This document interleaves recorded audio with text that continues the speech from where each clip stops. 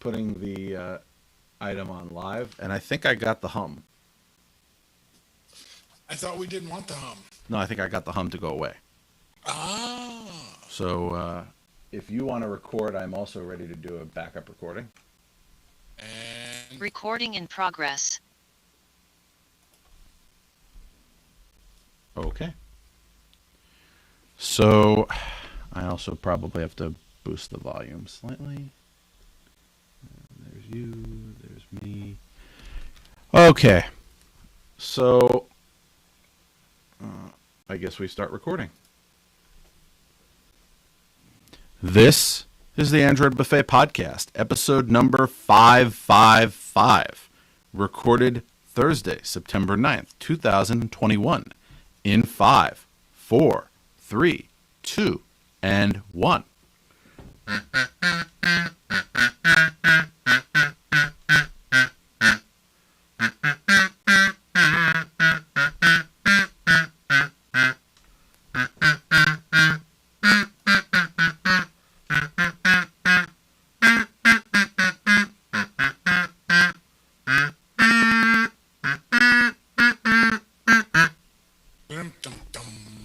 So welcome to another exciting episode of the Android Buffet Podcast. I think I found out where the hum from last week was coming from. the room next door? No. So the microphone mount here, remember I replaced the microphone, Yes. but yes. the mount is the original mount that I started using 10 years ago before I upgraded it to a taller one. So the mount came with a XLR cable inside it. And it was that wire. So what I did was I wired around it, and then I cut the wire since I'm not going to try to thread it through the mount. So this is one of those like scissor mounts, where, again, they fed the cable through. So now the cable is not fed through. I'll just have to like Velcro it to the side. That means I can replace it.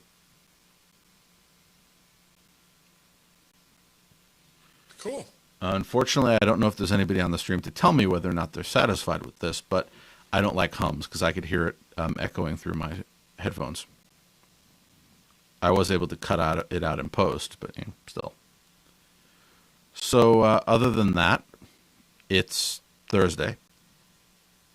Now, next Thursday, I have a bit of a conflict. So I was going to ask you, there are two choices. Ooh, I like choices. Yes.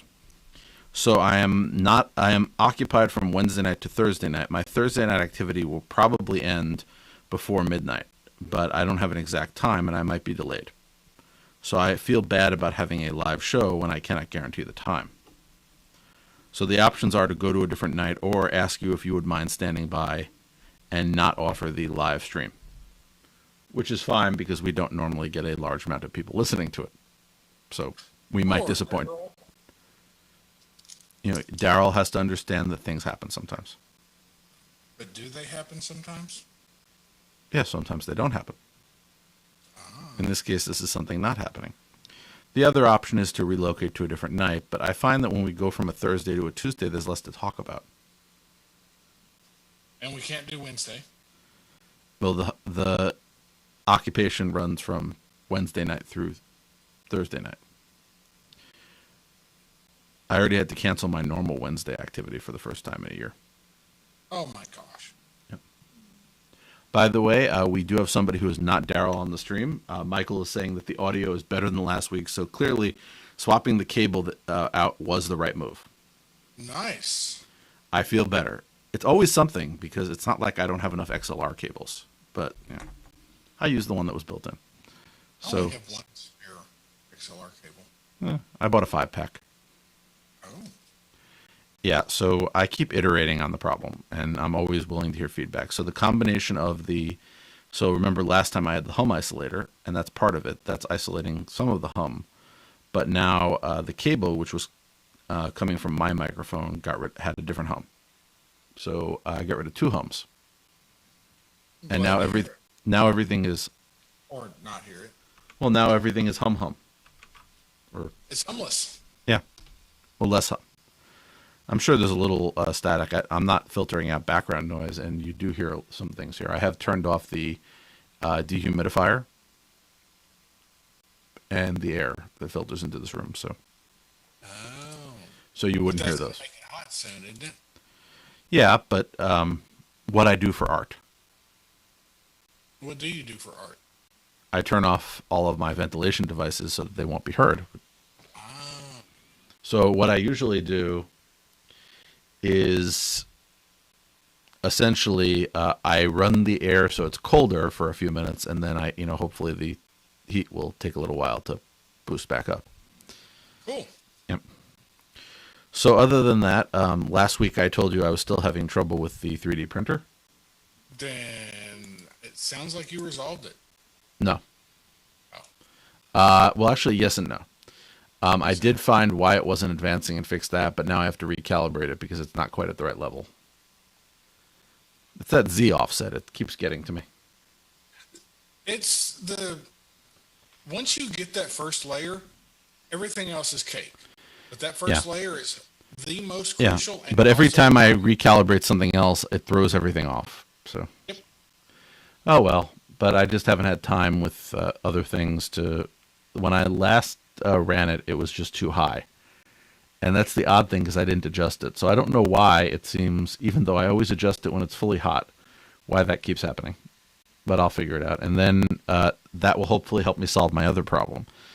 So I cracked the flashing jig that I printed in order to flash various light switches. So now I need to print another one so I can try to flash all the light switches I bought. Cool. Yeah, they're all sitting here, partially disassembled, waiting for me to successfully do one of them. You have to disassemble them? Well, what you have to do, it depends on the switch, but these were a good deal. I could get more expensive switches that are pre-flashed. They were about $20 a pop. This was 30 for 4, and they're good quality. But what you have to do is take off the button, and then under the button there's, and I picked this model because you don't have to disassemble very much. Under the button there's a cable going to a small board, which has a chip on it, and that's the chip you can disconnect and flash and then put back in, and it will be independent from the original network. Ah. Sounds complicated. Well, also finally the fan controller from Sonoff that had got lost in the mail, the new one came and I had it shipped here 100 miles from where the fan is because I figured here they don't do home postal delivery, so it would be at the post office so it would not get misplaced like it apparently did when it was delivered. Things get misplaced regularly, unfortunately. But so I got it and I was able to flash that. That didn't because that did not require me to use a jig. It actually had pinouts for me to use. I like the Sonoff stuff. It's easy to work with. But so hopefully I'll get everything set up and then I can start installing these switches. Because I finished my bathroom renovation in my apartment and it has a smart switch now to turn the light on. And I want to continue that to have smart switches in other places that I don't have them now. I absolutely agree. Yes, I'm on a renovation kick post-bathroom.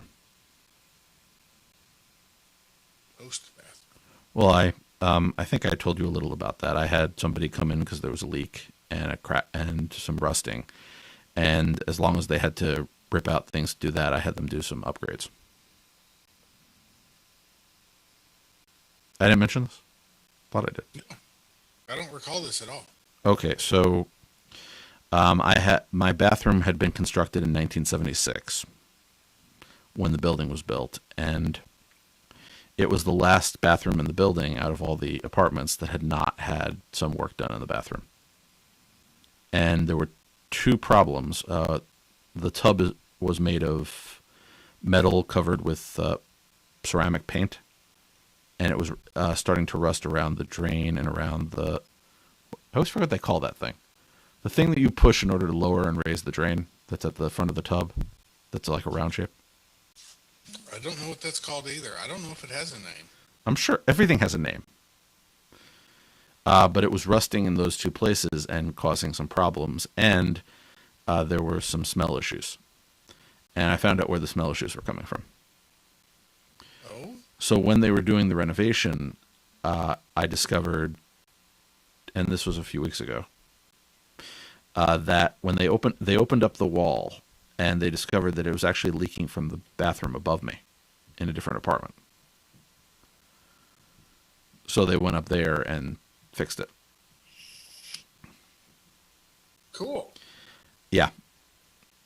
Which, again, then they sealed up the bathroom on the second floor, and then came and started continuing working on mine. And then the next day, it was leaking again, so they had to go and open it up again. Hoping it, considering that that they now put my wall back, I'm hoping that it doesn't leak again. So they replaced the area around my shower, and I had them run network cable through it, which was nice. Oh, I'm positive I told you about that. Yeah, you did tell me about that. Yeah, so they had the wall open for this. Found the dirt. Yes, I knew I told you about this. Yes, you told me about the dirt. Yeah, they sealed the dirt. But when I think when I last talked about it, there was the other problem that they didn't get to putting in the sink, because I had them replace the sink as well. I figured as long as they were there and they could replace the toilet and the sink. Again, you get people and you want to get everything done and not have them come back. The toilet was older, the sink was older, so I had them replace them too while they're in there. So I ordered a sink through Home Depot. They delivered it directly to my door, which was nice. So like an inexpensive vanity with a top. I opened up and it was broken. So I had to wait. Not only did I have to wait to order another one, and I still have the other one that they haven't come to pick up. They're supposed to come on Monday. And I had to wait until the plumber was available again to finish the job, because while certainly I could, in theory, hook up a sink, I'd paid this guy to do it. So as part of the work, so I had to wait till he was available. So he was finally available 2 weeks later. So aside from me calling back the guy who did the tile replacement when they broke the wall because of some minor stylistic fixes, that's done. But while they were there, I had them install a smart switch that I gave them, along with a humidity controlled switch that Leviton makes. So Leviton makes a switch where it has a timer in it to turn off an exhaust fan, but it also has a humidity sensor. So it is not a smart device. I could have put a smart switch and then an external humidity sensor, but I thought this was a nice, simple touch. Cool. So now my fan will either stay on for a predetermined period of time as long as there's high humidity, or I can press the button and it will work in timer mode. And I forget how it's set because I let them install it without actually checking to see how it was set, so I probably have to check the jumpers. There are like little dip switches under the plate. So this got me into a renovating mood. So I bought more smart switches that I want to install. That's not really a, high grade home renovation, but it made me want to fill in some of the gaps in my controller functionality. Of course. Well, especially since these guys were working on there, and the only day that they can come back to try to finish some things was the day that I had agreed to accompany my nieces and nephews to Legoland. So I was getting phone calls from the contractors in my apartment while I was at Legoland in the pouring rain, which is a whole other. That sounds like fun. What, the contractors or the pouring rain? By the way, never go to a theme park when they are forecasting the remnants of a hurricane. Why? You get wet. I was soaked. Anyway, but I was able to essentially let them into my apartment using my control of doors. I was able to watch them using the security cameras that I have keyed to turn on with a locally controlled smart switch. So essentially the camera is hooked into a USB switch that I can trigger remotely. So the camera itself is not powered. So I don't have to trust the provider who might be able to spy on my video when I'm there. And if I'm not there, again, let them spy on my video. They will see if there's somebody there I'd like them to know about it, they can call the police for me. So that's one of my home automation tools, where it's the first time I've actually used the home automation tools to do stuff like that, like admit people. because that's not really its function. But it works. Yeah, the reason that I got a smart lock, and one, it was on sale, but I got it so that if I forgot to lock the door, I could lock it. I never had the intention of unlocking the door. But again, it worked in this particular scenario. So when these guys left, they pulled the door closed. I was able to see that the door was closed, and when they came back, I unlocked it for them.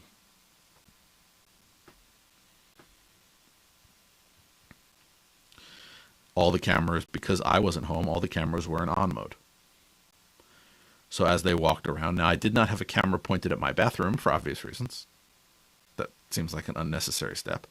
But every time they entered and exited, I have a camera watching the door to my apartment when I'm not there. Once I enter the apartment and Home Assistant registers me at home, the power to that camera is cut.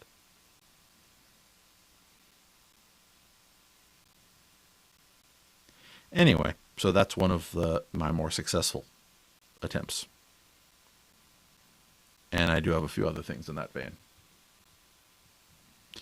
So I've been working on that, and as you know, I've been working on my sensors. I think I mentioned to you that I've been playing with ESP Home. Yes. So that was successful. I did my first ESP Home flashing in there, and last I checked, it was up. I haven't looked today because I haven't done added in the monitoring to confirm that it's always up. So let's look. Because I know it went down for like half an hour for some reason. I have to figure out why. Sensors should not go down.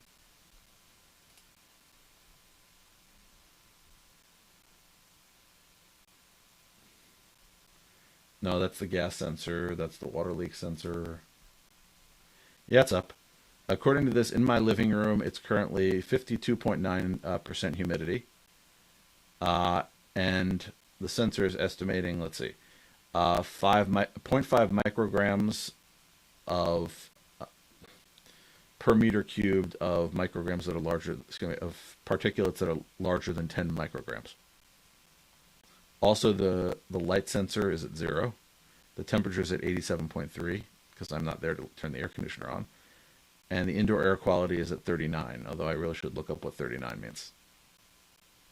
They're also estimating that it's 557.7 ppm of CO2 equivalent in the room. I believe if it's over 600, your air isn't circulating effectively.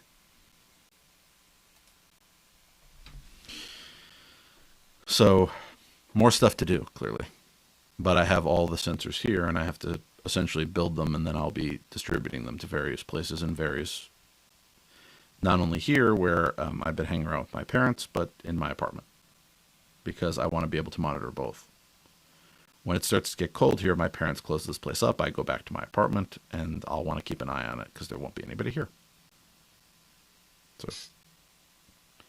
And you'll be able to turn the lights off when the burglars break in and turn them on.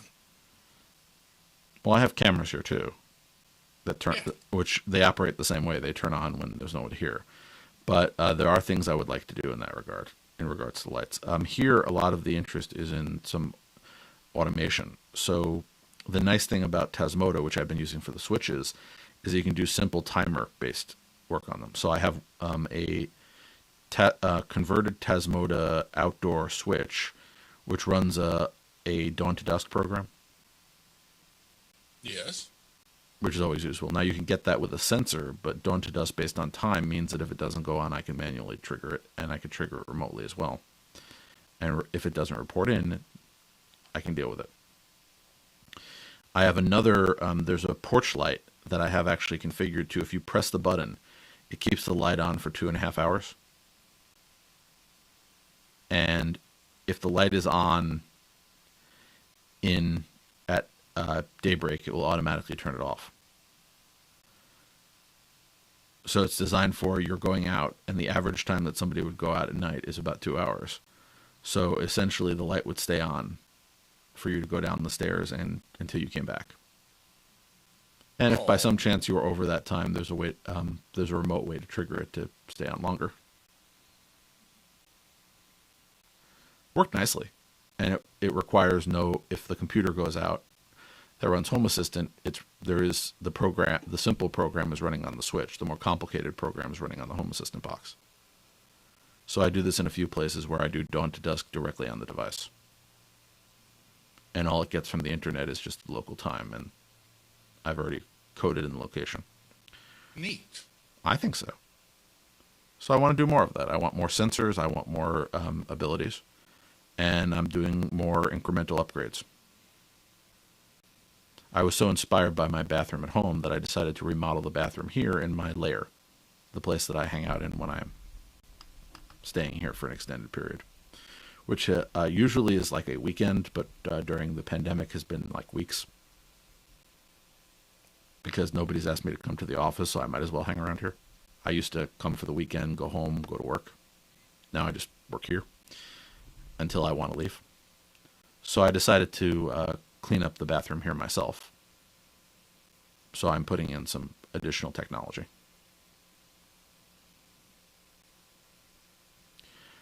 But now I don't have, all I have to wait for is for somebody to ship it to me, as opposed to before where I had to wait for somebody to install it. As a result, since plumbing is not my thing, I cannot use the sink right now because it's still leaking. I upgraded it. You upgraded to a leaking sink? Let's just say work in progress. Okay.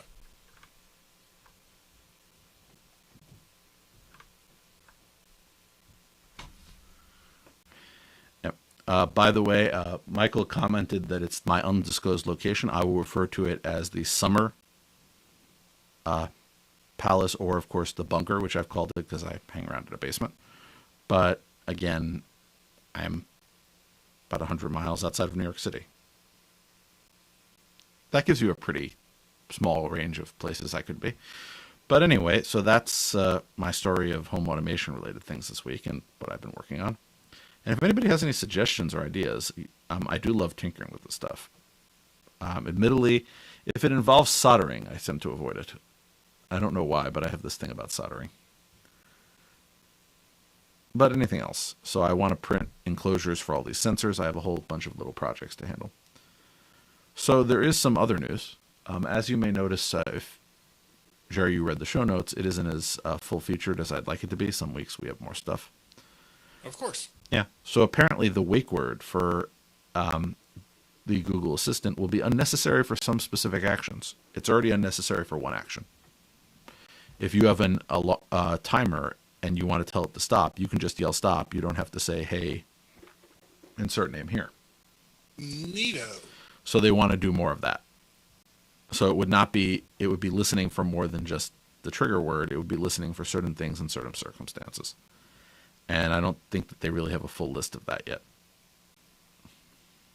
I think it depends on the activities which have a limited set of, possible responses.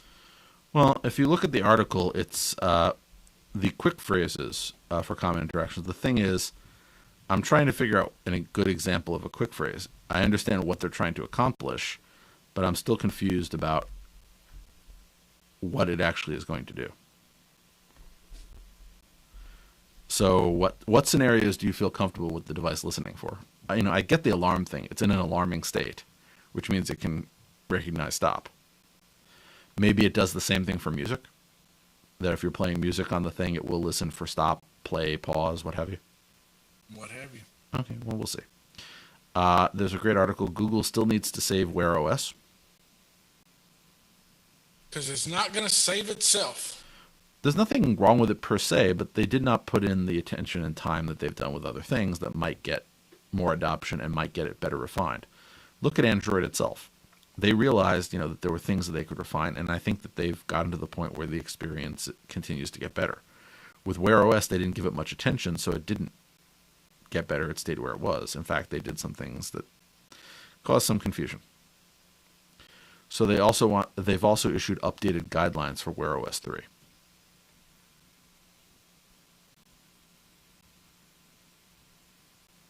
Guidelines. Yeah.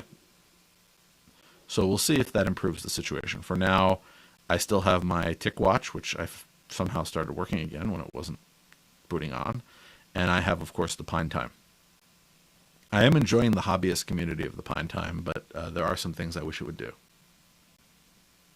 I have been wearing it on outings. Do you want me to review what the problems are with the Pine Time? I would love to hear what's going on with Pine Time. Okay, first of all, I've complained before you can't actually dismiss notifications from the Pine Time. Right. So it links to the phone with Gadget Bridge, which is an Android app. You could also, there are other apps that it can link to phones or to computers or to other devices. That's the Android one. Now that also allows you to link, what is it, Amazfit watches, old Pebbles that have no longer have Pebble, and a few other things. So there are some functionality issues where they've said this could be done if Gadget Bridge did it, but it's not the watch itself. So that means I probably have to start hanging around the feature requests for Gadget Bridge. So there are things I'd like to be able to do with the watch that are not currently possible because one side or the other hasn't implemented it. But otherwise, again, the purpose that I wanted a watch for was getting notifications, and that works. There are a few problems I have with the notifications, namely, them being text-based is not a problem, but how sometimes, since it's reading the Android notifications using the read notifications permission, I forget what the actual name of it is, it means that sometimes when it formats it, it doesn't quite get it right, and I think there are possibilities in that area where they could improve. So sometimes the notification, the title of the notification is correct, and then the message of the notification is null. That's weird. Well, so no, I think it's just reading it incorrectly. So I think there's improvement where you could say, okay, if the message is null but the title isn't null, assume that treat the title as the message and treat the title as null. There's like logic you could put in for this sort of scenario. I've written logic like this. I've parsed things before. I'm sure you have too. Yes. So this is very simple to solve as an experience. Now they did release the version 1.4 of the Infinitime firmware, and that did improve the touch response and the scrolling and some of the other experiences. So I think they can do more. And again, it's an open source project, so it's not like I'm paying them or anything. So they have, I'm sure, lives and jobs and other things to do. But I hope some of the things I want come, because the only other alternative is for me to write them myself, and at the moment I'm not interested in doing that. Understand. I've avoided Android development. With good reason. Maybe. I only do very simple development myself. But I have many hobbies, as you know. So moving on with the advancements, the final Android beta is here for Android 12. So that means we'll be getting it soon. There's also a rumor that the next release of Android will be a point release. I've heard that. And 11.1 instead of 12? well, the thing is, how much a major release version of something means that a lot is happening if you use traditional semantic versioning. So maybe they're saying that we want to release all these things. Technically, it's a new version because there are some changes, but it's not a major version. So why not a 12.1? Why? No, again, depending on what you're doing with it. That, in theory, would mean that the API part of it is not significantly changing. But the rest of it would. Anyway, we'll see. I'd like to see some point ones. Why not say, we're doing an annual major release, and then, once in the middle of the year or twice, we're going to release these point releases for some simple stuff. They're writing stuff all the time. Why not? Google can afford to give me more releases. Anyway, if you are a fan of third-party launchers, Nova Launcher 7 went live. Apparently, you can now add a weather icon in the search bar. Ooh. There's some other stuff too. This is actually kind of cool. Yeah, but it's useless. It doesn't belong there. It's kind of silly, but also kind of cool. Well, I've been looking at my search bar, which I generally ignore in the stock Pixel launcher. Yep. And there's some stuff there that I didn't notice until recently. I may have just been ignoring it. There's a button for Lens now. And there's an assistant button. And I don't remember them being there, but it may just be that I've just completely ignored that search bar at the bottom because I don't use it very often. I'm pretty sure those are new. They weren't there 2 days ago. Okay, so it wasn't just me ignoring them. No. Haven't you know? I'm sure you've been in that situation where you said, The "Wait a minute." assistant button was there, but the lens button is new. Yeah, that's why I'm saying I didn't notice that button. So it could have appeared at any time. But you have supported me in my thought that this is a recent development. It is. Okay. Let's see what else. Home Depot has introduced their Hubspace app. Apparently, they've decided that they need a simple, unified experience smart home app for the items they sell. All of which, by the way, work with Google Assistant or the Amazon Echo ecosystem. But they're saying all these people who feel uncomfortable with those systems, we're just coming up with our own. And it just supports the stuff we sell at our store. I feel like there's an XKCD that Yeah. addresses the situation. Well, the thing is, in terms of future proofing, I do not think that you should bet your home automation experience on a Home Depot app. That's just my general opinion. Probably good life advice. I'm not sure if you should, trust Google Home or the Amazon ecosystem either, but they're much more likely to be around. The same way that I didn't trust the Staples system and it's gone. On the other hand, I do trust Wink and that's gone, but I knew when to get out. That may be lesson number 2. Know when to leave. Know when to fold them. Yeah. And you got to know when to hold them. Yep. And know when to run away. Yep. Finally, I found a song lyric you actually know. Okay. That's a song? Yeah. Oh. Yes. It's a country song. I know that one. Yeah. Oh, you only know country songs? I'll have to The reference. oldest songs that I know tend to be country songs. Okay, well, I'll try to reference some more country songs. By the way, Michael Sanders, who's listening along, does apparently use Nova Launcher and added the weather widget to the search bar and is enjoying it. Yay. So we've educated somebody tonight. That's super cool. If you're a Google Fit user, they've passed 100 million installs. That's a lot of installs. For something that doesn't come built in, not a default, that's pretty good. Well, I like Fit. Fit has been tracking some of my activity. The only thing it hasn't been doing is encouraging me to be more active, which I could use something. I have that problem. For example, today I thought about going for a walk, but then it was raining, so I didn't. Tomorrow, if it doesn't rain, I may think about going for a walk again. We'll see. Anyway, WhatsApp apparently added the ability to adjust last seen on a per contact basis. So if there's somebody you don't want to know that you're around, you can specifically exclude them. And I mention this because I like that type of feature.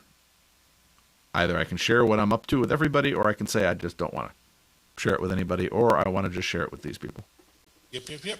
There are plenty of people I don't want to know when I'm online, unless I contact them. And Meet reproduced an old Hangouts feature. So they've added a direct one-to-one Meet generation in chat. So up until now, if you were using their new chat product, if you press the button for a meeting with somebody, it would essentially put a meeting link into the chat, which you would have to click. Yes. They've realized that people would rather that it just pop up an actual meeting, the same way that Hangouts would. You'd press a little phone button, it would generate an audio meeting. It's still using the Meet infrastructure, but the Meet infrastructure was inherited from the Hangouts infrastructure anyway, so it's not like they didn't know how to do this. So this is a very useful feature for me, because, or not so useful, because half the time I'm in Hangouts on my phone, I keep bumping into that Meet button, and I never want to meet with anybody. So if the button, instead of pasting in a meeting invitation that I can X out before I hit send, actually just connects me to that person, I might actually get annoyed.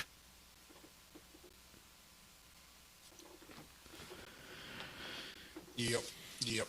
Yeah, well, we'll see what happens. UI is a hard problem too. If you like physical media, Google Photos has expanded its print-on-demand options. So you can now get prints in multiple sizes and in decent prices. 18 cents for a print is not bad. If you want I've got something. a few of their photo books. I mean, they're a cool way to have something on the shelf and themed Yeah. pictures. Yeah, somebody wanted to do that for somebody recently, and they didn't get to do it. They're But reasonably priced and really high quality. yeah, I mean, I'm happy with the ones we've gotten. and I may do that because remember, I've been telling you that I've been scanning old photos, so I have a lot of stuff both in and out of Google Photos, and maybe I will make a photo book. But the thing is, I scanned all this stuff, so why do I need a photo book? I have the original photos in a box. But you never know. I can make a gift to people who don't have the original photos. Speaking of scanning, we should discuss scanning at the end of this We podcast. should. I love scanning.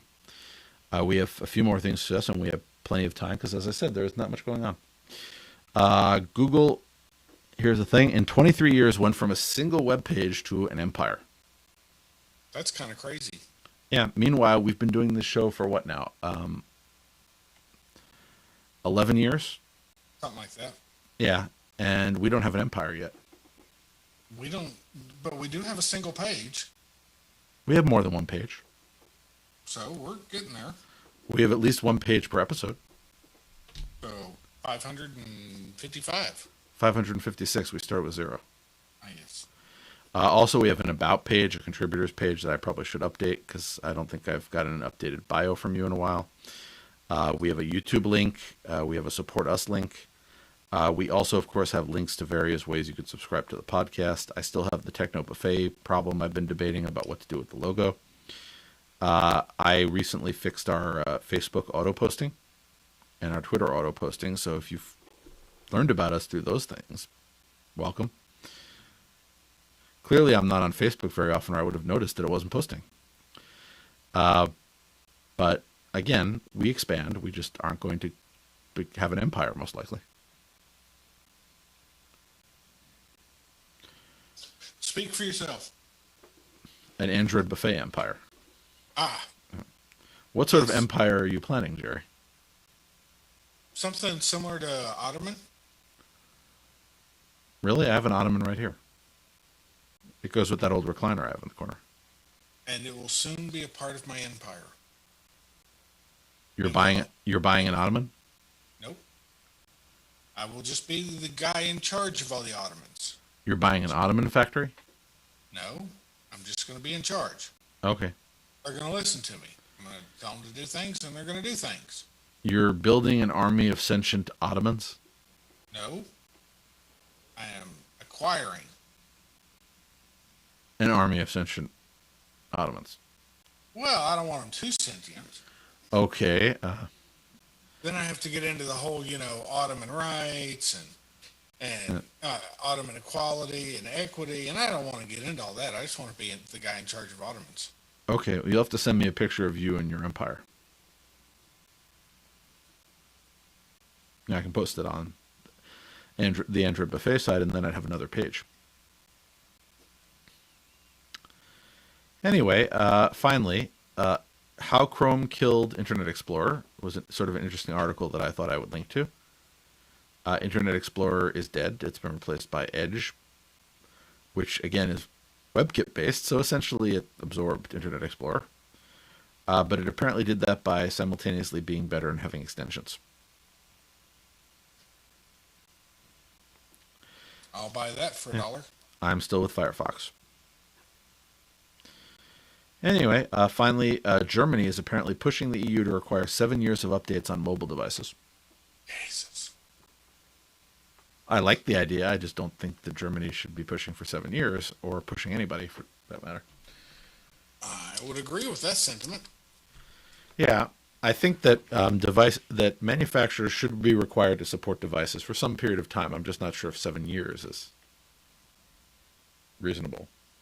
And I think that the way that device manufacturers will be urged to do that would be, again, the vote with your wallet philosophy. So I think it should be done. Yeah. We're not always in agreement on that sort of thing, but in this case I am. When it comes to the right to repair, I think the government needs to get involved in one sense.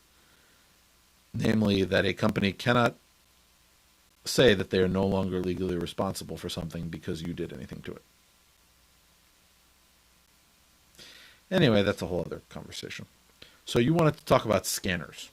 What Sure. type? Are you talking about like barcode scanners, QR code scanners, flatbed, Document scanner. flatbed, automatic document feed? What's your pleasure? Uh, it's a Fujitsu IX 500, so it's not a new one. Yeah. Fairly common, but it works really good. But what I want to do is I want to have this scanner in the middle of the house, nowhere near a computer. I Yeah. want to strap a Raspberry Pi to the back of it. When you push the button, it scans it and sends the document to my local electronic document management system for ingestion. It should, in theory, be possible. I agree, but I am having a hell of.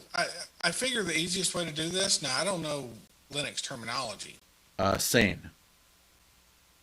No, I'm talking about the folder. I think I have a a blog post I can find on getting it to scan, Yeah. but it's the getting the document to my document management system, which I thought I could do with just an NFS. Is that the right term? Network file system. Yeah. So, but I would mount it, but apparently that doesn't work. Oh, I hate dealing with NFS. The permissions always drive me crazy. Well, So, what type of computer are you trying to mount a folder from? Unraid, Okay, it should be doable. I agree. Yeah. And I'm kind of getting to the point where maybe I'll just SCP in and send it that way. Well, remember, you could. There is a Fuse file system for SSH, so you could, in theory, mount something over SSH as a drive. It's not quite as efficient as NFS, but it's certainly simpler to implement. Is it now? I thought so. Fuse. Look for Fuse SSH.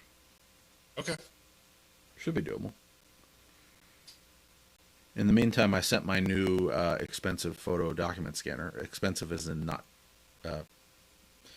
like a $50 scanner back to my apartment, and I have to actually start digging out boxes full of stuff to scan through it so I can get rid of things. I figure, I bought it for 1,000 photos. I did those. Now I have like boxes of papers I can run through it.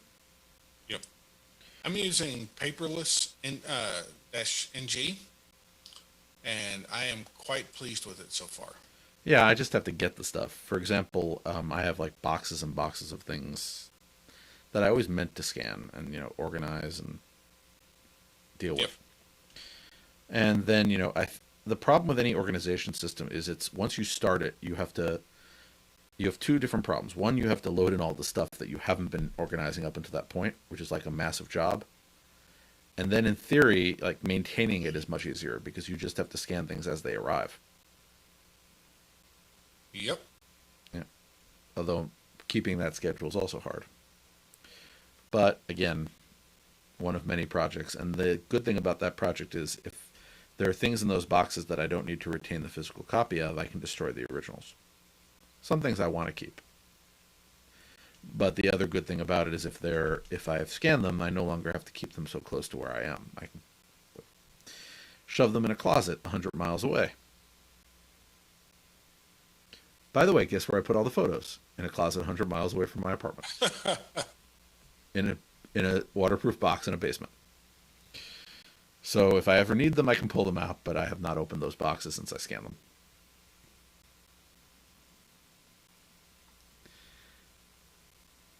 So again, they're safe. They are my backup copy. So I guess that brings us to the end of this week, but we have not settled what we are doing next week. Are you fine with a non-live show where I will notify you when I'm available? Um, Or would you prefer to try one of the other approaches? okay, let's do that. Okay, so there will be no live stream next week, but there will be a pre-recorded episode. Well, there will be a live stream, but it may be a little bit later. Yeah. No, I'll turn it on if you want. But, Yeah. so everybody just keep checking their YouTube if they want to tune in live. Either way, Turn on your notification bell.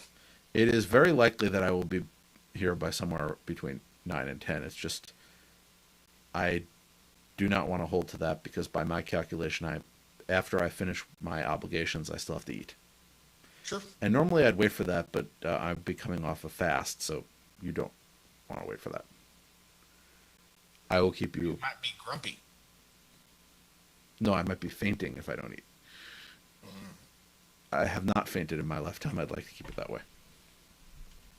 So until next week, if anybody has any questions, always feel free to send them to us. That includes anybody who shows up in our live chat. We often engage you and note your comments, including Michael's comment that he believes that the thing that you use to lower and raise the stopper on it is called the stopper, but I'm not sure about that. And I'm going to have to go look it up because it's going to annoy me. I bet it's called something lever. I'm sure it is, and I'm sure I've heard it at some point. But I no longer have one because I got rid of the tub, so it's sort of a moot point. Unless I encounter another tub that has it, and I want to remember what it's called. Anyway, so until next week. Until next week. Jerry, enjoy your time wherever you will be. And you as well, kind sir. Yes, and Bye, goodbye to our live streaming guest, Michael, who we appreciate doubly because he's not Daryl. Not that we don't appreciate Daryl, but it shows that people other than Daryl show up. We miss Daryl this week. Maybe Michael is Daryl. Maybe he's. I don't think so because I've seen them both at the same time. So it's not a Superman Kent thing. No. Okay. Unless Michael is a shapeshifter pretending to be Daryl's alter ego so that we don't think that they're the same person. I'm sure that was an episode of some Superman show. I'm behind on my DC universe. I caught up on my Marvel, but I'm behind on DC. Anyway, until next week. Until next week. Bye, folks. Goodbye. Recording stopped.